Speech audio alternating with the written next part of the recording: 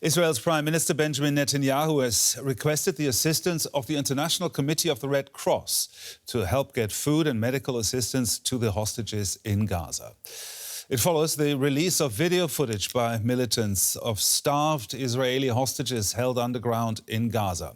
Hamas says it is ready to cooperate and deliver food to those it is holding, if Israel agrees to open humanitarian corridors across the entire Gaza Strip. Netanyahu spoke with relatives of the hostages seen in the released videos and said he was determined to free them and, quote, eliminate Hamas.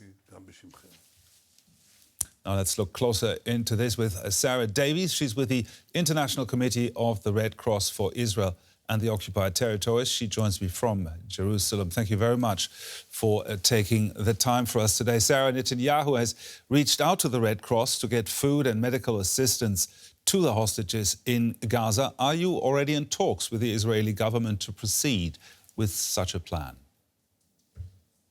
Thank you for having me, Gerhard. Since the first day of the escalation of this conflict, we have been in touch with both Israeli authorities and the Hamas authorities to discuss what we expect to happen, what needs to happen, things like our visits to hostages. And we have been in very close contact from all levels of our organisation, from the president of the International Committee of the Red Cross down to our delegation here in Israel and the occupied territories. We continue these discussions and we always remain ready to facilitate either the release and transfer of hostages out of Gaza or to visit them. Now, for this to work, as you mentioned, you also must cooperate with Hamas.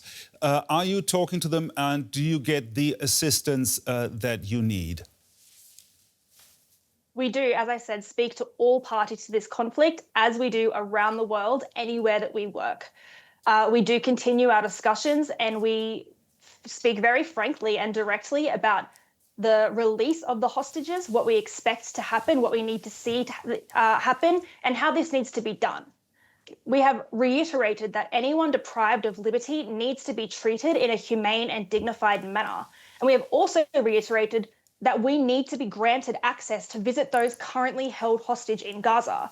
We need to assess their conditions. We want to provide medical aid and food, and of course, reconnect them as well with their loved ones who are currently suffering unimaginable pain, especially with the recent videos released. Now, how much do you know about the health condition of the hostages in Gaza, except from what you could see in the videos? And from whom do you have this information? Unfortunately, we have no further information on the hostages or their conditions apart from the recently released videos. This is, of course, part of our discussions. We want to check on the welfare of the hostages. We know people have been held in very challenging, unimaginable conditions for over a year and a half, for almost 2 years. We continue our discussions with the parties to this conflict to find out more and to be given the access to provide any necessary medical treatment. Now, let's assume Netanyahu's suggestion would become reality. You would have access, with the help of Hamas, to the hostages in Gaza. What will such an operation look like in very concrete terms? Should an agreement be made between Hamas authorities, between Israeli authorities, the specifics would depend on that agreement. However, our teams are ready to drive to wherever is necessary to meet the hostages in person, to speak with them. We would have medical doctors accompanying part of our team. We would have first aid to assess the condition because, as I said, we are not currently aware of the specific conditions that hostages are in. We would also be very prepared to carry messages from those held hostage to their families who are desperately waiting in Israel. And of course, carry out these visits as long as necessary. However, we do continue to reiterate that all the hostages must be released immediately and unconditionally. So doctors from the ICRC would go into the tunnels with Hamas and take care of the hostages and then go back. Would that work without any involvement of the Israeli military? The International Committee of the Red Cross is a neutral organisation. The reason that we work in the way that we do, where we speak directly with the parties before or coming out publicly, is that we're trusted by parties to the conflict. We work without weapons. We work as an independent organisation.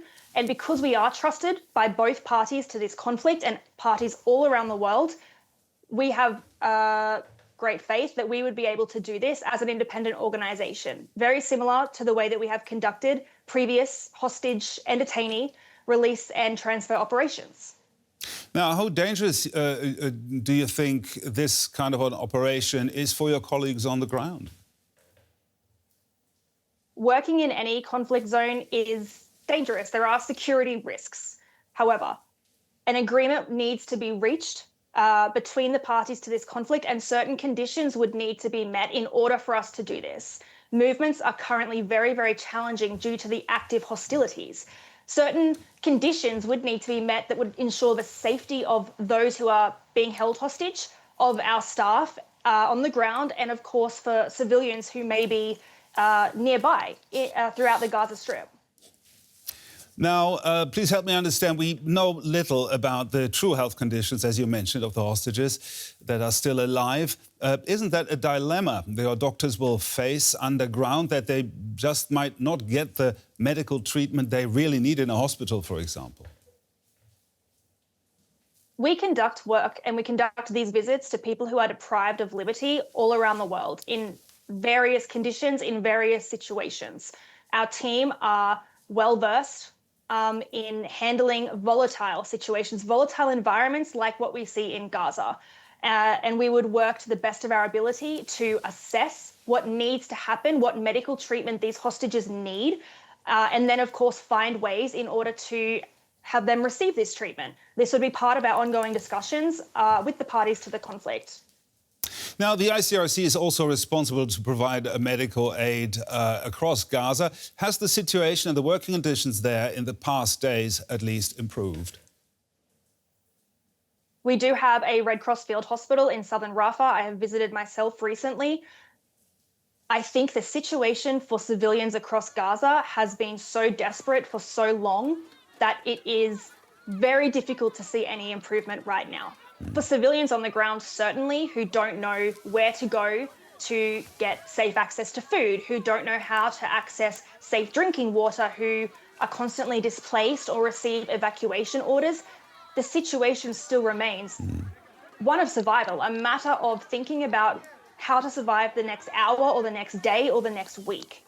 The humanitarian situation desperately needs to improve. And for this to happen, we are reiterating that constant, sustained, unimpeded aid of all kinds is able to enter Gaza and able to be safely and efficiently distributed by humanitarian organizations who have this experience. Sarah Davies there from the International Committee of the Red Cross. Thank you very much. Thank you.